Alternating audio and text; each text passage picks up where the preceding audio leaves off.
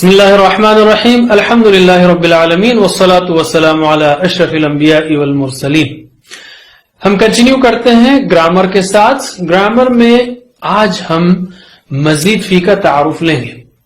اب تک جو ہم نے افعال سیکھے وہ ثلاثی مجرد کہلاتے ہیں، یعنی وہ افعال جو صرف 3 حرفی مادے سے بنتے ہیں، کسی اور حرف کا اضافہ نہیں ہوتا، جیسے فتح، نصر، ضرب، سمع وغیرہ، اور اسی طرح وعد، قال، دعا، امر اور ضل۔ یہ پورا سٹرکچر ہم نے سیکھا تھا۔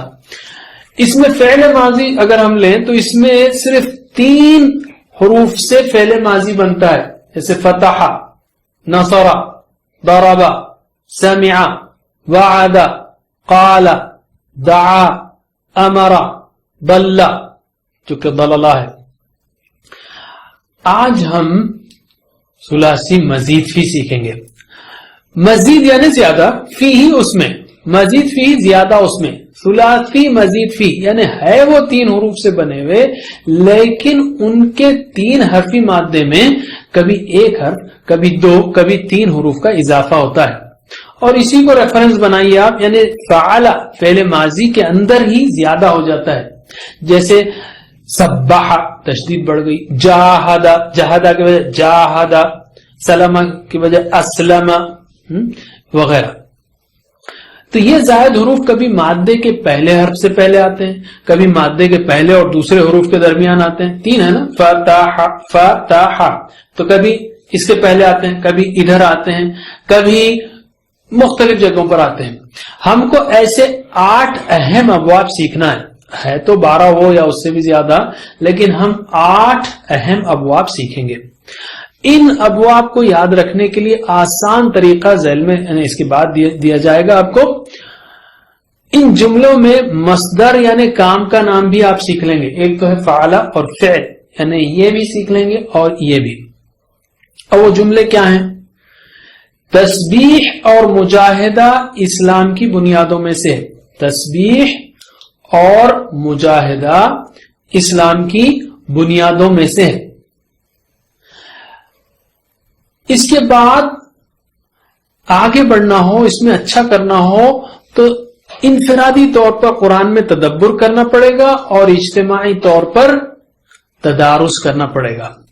یہ کام کریں گے ہم تو انشاءاللہ انقلاب آئے گا پازیٹیو معنوں میں، اور یہ اردو کا انقلاب ہے، عربی میں لوٹنے کو کہتے ہیں انقلابہ، لیکن یہاں یاد رکھنے کے لیے انقلاب آئے گا اور اختلاف کم ہوگا، اور یہ سب کام کریں گے تو بھی ہم کو استغفار کرنا ہے۔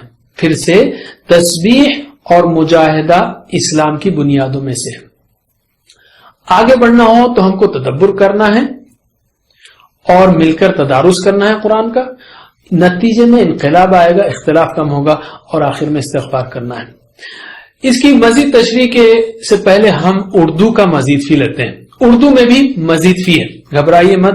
جب اردو کا مزید فی سمجھ میں آ جائے گا آپ کو تو عربی کا مزید فی سمجھنے میں کوئی مشکل نہیں ہوگی۔ اردو کا مزید فی کیا ہے؟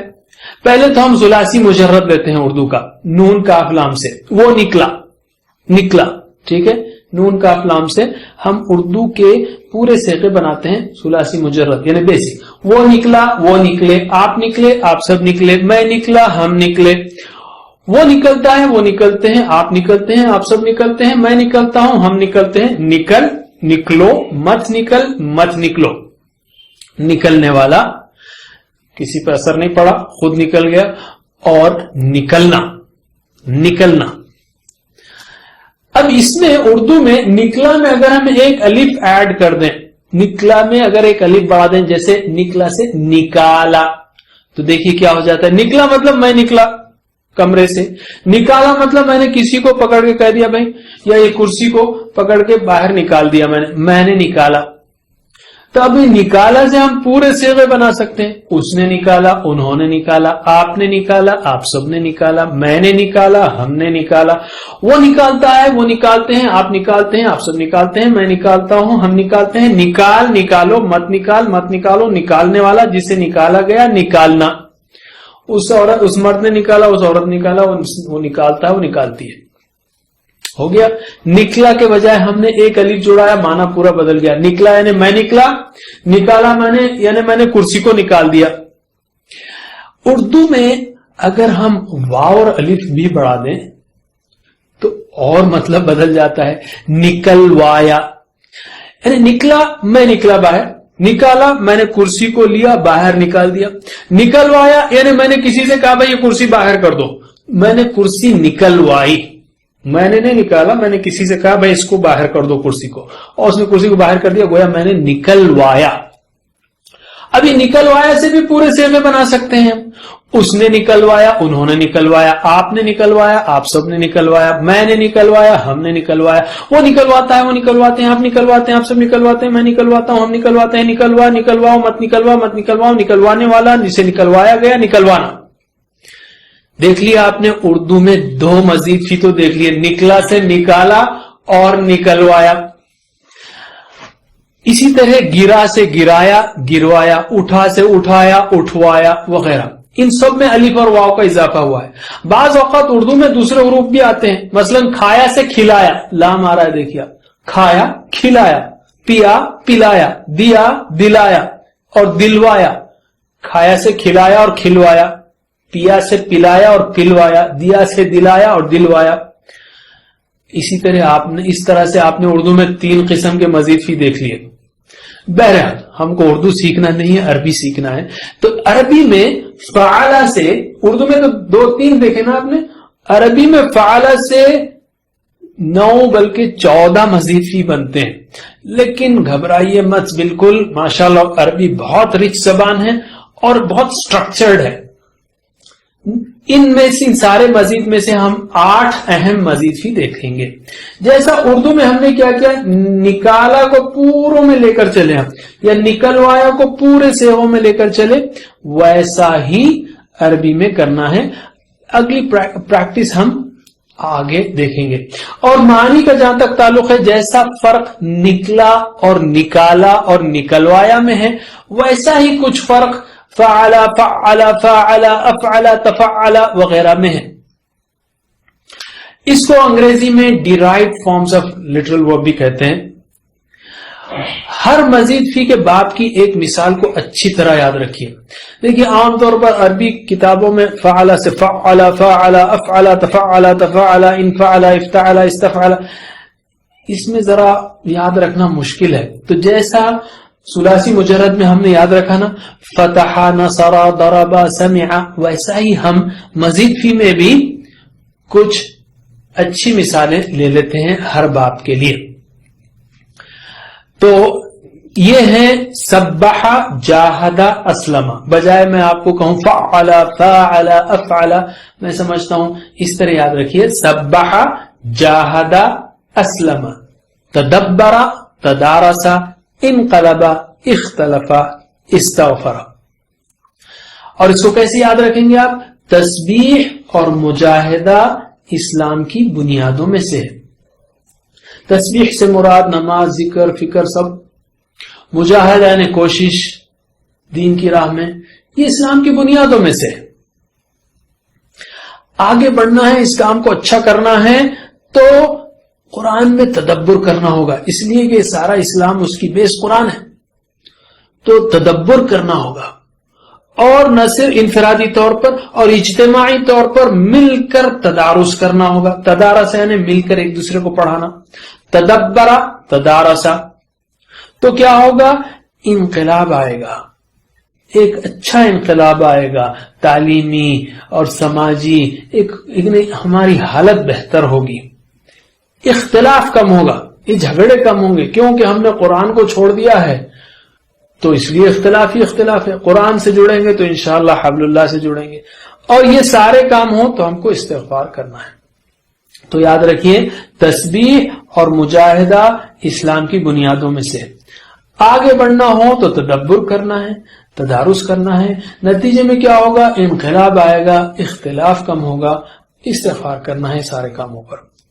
تو میرے بات دہرائیے, تسبیح اور مجاہدہ اسلام کی بنیادوں میں سے. تو آپ کو کہنا ہے سبح, جاہد, اسلم. تو کہیے سبح, جاہدہ اسلم. پھر سے میں کہوں تسبیح اور مجاہدہ اسلام کی بنیادوں میں سے.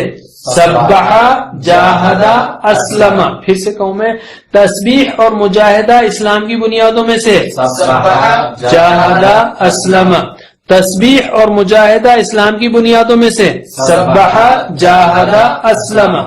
آگے بڑھنا ہو، اچھا کام کرنا ہو تو قرآن میں انفرادی تدبر کرنا ہوگا اور مل کر تدارس کرنا ہوگا. کیا بولیں گے آپ؟ تدبرا تدارسا. آگے بڑھنا ہو، اچھا کرنا ہو تو قرآن میں تدبر کرنا ہے، مل کر تدارس کرنا ہے. تدبرا تدارسا. آگے بڑھنا ہو تو تدبر کرنا ہے، تدارس کرنا ہے. تدبرا تدارسا. نتیجہ کیا ہوگا اگر یہ کام کریں گے ہم؟ تو انقلاب آئے گا، اختلاف کم ہوگا، اور جو بھی کام کریں ہم اس پر استغفار کرنا ہے. تو بولیے انقلبا اختلفا استغفر.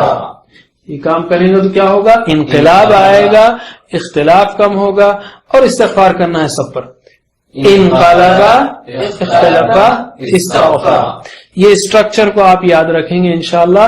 تو اس میں ایک تو آپ کو یہ بھی یاد ہو گیا مصدر تسبیح، مجاہدہ، اسلام، تدبر، تدارس، انقلاب، اختلاف، استغفار.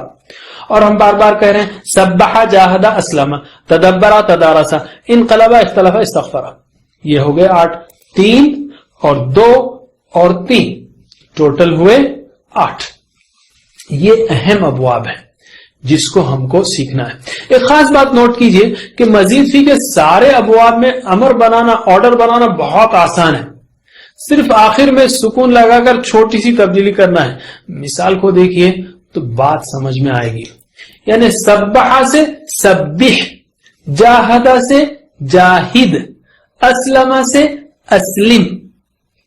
اسی طرح آخری لائن پہلے لیتے ہیں، انقلب سے انقلب، اختلف سے اختلف، استغفر سے استغفر.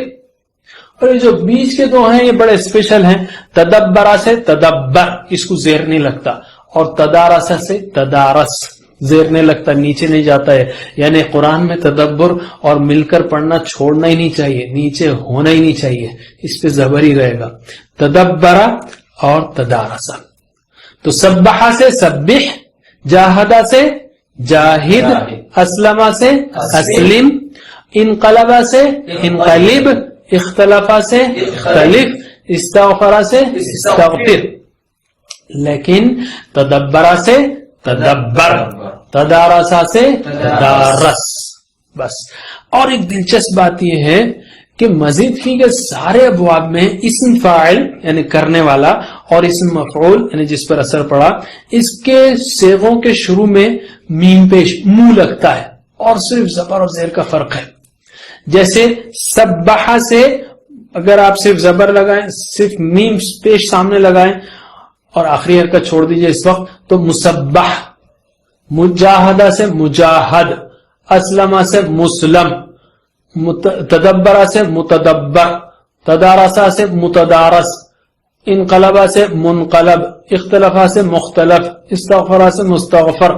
اور ای کریں گے تو یہ بن جائے گا. یعنی سبح سے مسبح مسبح، جاہدہ سے مجاہد مجاہد، اسلم سے مسلم مسلم، تدبرہ سے متدبر متدبر، تدارسا سے متدارس متدارس، انقلبہ سے منقلب منقلب، اختلفہ سے مختلف مختلف، استغفرہ سے مستغفر مستغفر.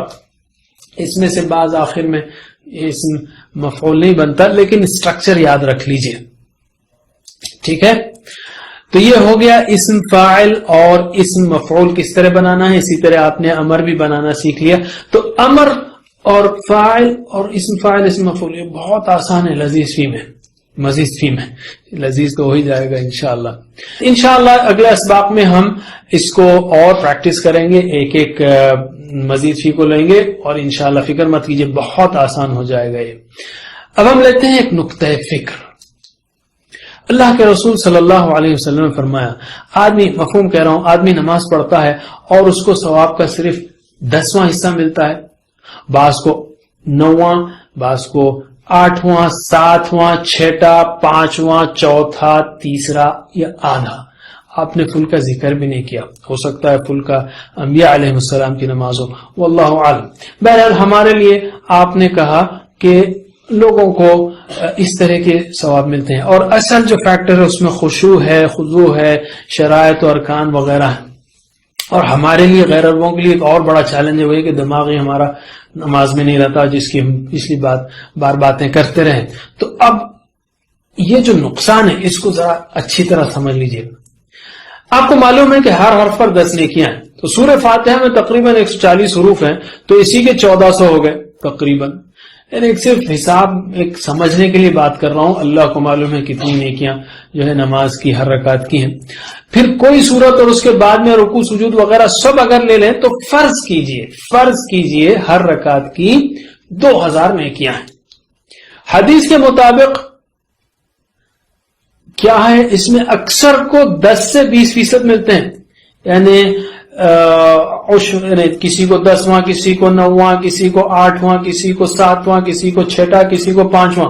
شروع میں آپ نے کم کا زیادہ ذکر کیا اور 6ٹا 5واں تک آئے تو بھی 1/20% ملتا ہے. یعنی 10 سے 20%. چلو 20% بھی لیا جائے تو 2000 کے بنتے ہیں 400.